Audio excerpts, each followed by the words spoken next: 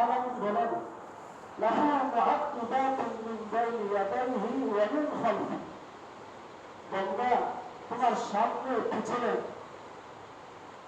ইয়াহফাযুনাহু মিন আমরিল্লাহ, তোমার সামনে পিছনে আমি আল্লাহ ফেরেশতা নিযুক্ত করে রাখছি তোমাকে হেফাজত করার জন্য, বিপদ আপদ থেকে তোমাকে বাঁচানোর জন্য। ইমাম কুরতুবী রাহমাতুল্লাহি আলাইহি তাফসীরে কুরতুবীর মধ্যে লিখে আল্লাহ কতজন ফেরেশতা আয়াতের মধ্যে উল্লেখ করেন নাই, কিন্তু তাফসীরে কুরতুবীর মধ্যে লেখে দিনের বেলায় 10 জন, রাত্রি বেলায় 10 জন, সর্বমোট 30 জন ফেরেশতা আল্লাহ রাব্বুল আলামিন মানুষের জন্য নিযুক্ত করে রাখছেন, মানুষের সামনে পিছনে ফিট করে রাখছেন বিপদে আপদে যে কোনো সময় মানুষকে সাহায্য করার জন্য। অথচ আমি নাপাক পানি দ্বারা গঠিত, নাপাক পানি থেকে আমার সৃষ্টি, আর ফেরেশতা আল্লাহ তারা নূরের তৈরি। একটা নাপাক পানি দ্বারা বানানো জিনিসটাকে, মানুষটাকে নূরের তৈরি ফেরেশতা পাহারা দিয়ে আল্লাহ কি পরিমাণে মানুষকে সম্মান দান করলেন। মানুষের দেহ আল্লাহ যে সুন্দর করে সৃষ্টি করেছেন, দুনিয়ার কোন মাখলুকাতের দেহ এত সুন্দর করে আল্লাহ সৃষ্টি করেন। এত কিছু করার পরেও যখন আমরা আল্লাহর নাফরমানি করি, আল্লাহ রাব্বুল আলামিন দ্বারা দুনিয়ার সবচেয়ে বেশি নিমক হারাম হলো মানুষ। আপনি লক্ষ্য করে দেখবেন, যাকে বেশি মহব্বত করবেন, যাকে বেশি কাছে টানবেন, যার জন্য বেশি কষ্ট করবেন, যার জন্য সর্বোচ্চ আপনি ত্যাগ করবেন, সেই একদিন না একদিন সবচেয়ে বড় আঘাতটা আপনাকে দিবে। মুসলমান পুকুরের কাজে যত মাখলুকাত বন্ধু সৃষ্টি করেছে, আল্লাহ রাব্বুল আলামিন যত প্রাণী বন্ধু সৃষ্টি করেছে, মানুষ আমার আপনার মতো এত বড় না, আমার আল্লাহ কাউকে বন্ধু করেন নাই। আসমান আল্লাহ বানাইলেন, জমিনেরও বন্ধু আল্লাহ বানাইছে, ফেরেশতাদেরকে আল্লাহ বানাইছে। বন্ধু মানুষ আমাকে আপনাকে যে করলেন মহব্বত, মায়া, দয়া, ভালোবাসা নিয়ে আল্লাহ বানাইছেন। ফেরেশতাকে বন্ধু এত মহব্বত, ভালোবাসা আল্লাহ বানান নাই।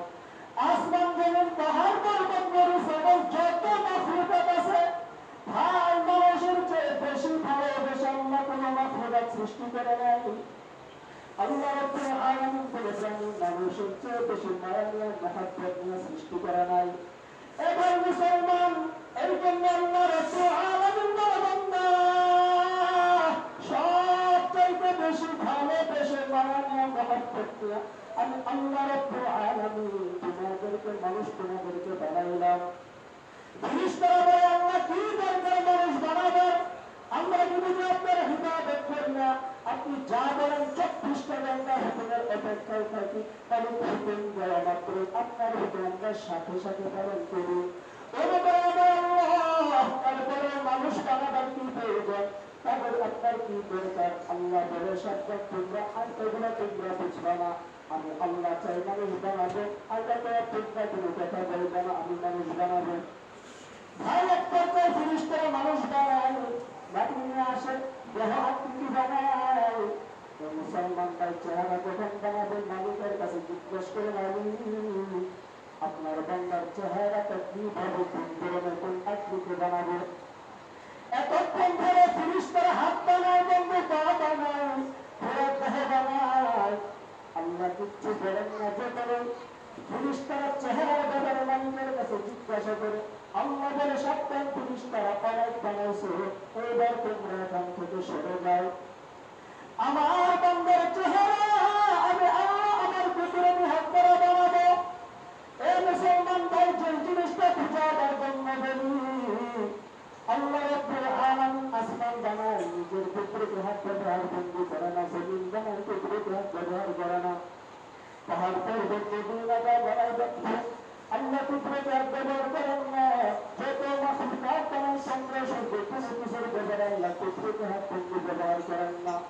কিন্তু মানুষ আমার আপনার চেহারা মালিককে বানায়, আল্লাহ রাব্বুল আলামিন ফেরেশতাদেরকে বন্ধু বলে সরো, আমার বান্দার চেহারা আমি আল্লাহ স্বয়ং নিজ পুত্রকে হাত করা বানাবো।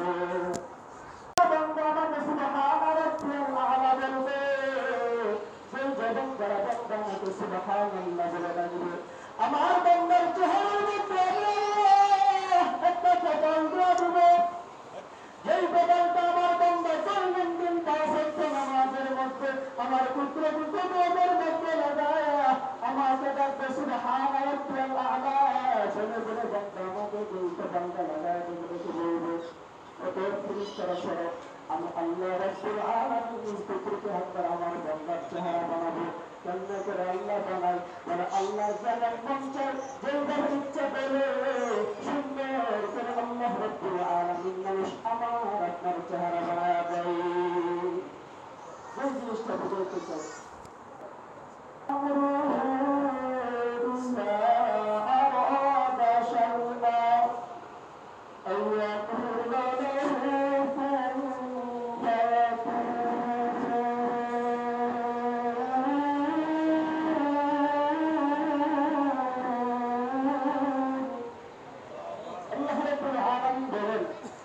বিস্তারিত বলতে বলার সময় নেই আল্লাহ রাব্বুল আলামিন আয়াতের মর্ম কথাটা হলো আল্লাহ যখন কোনো কিছু সৃষ্টি করতে চায় আল্লাহ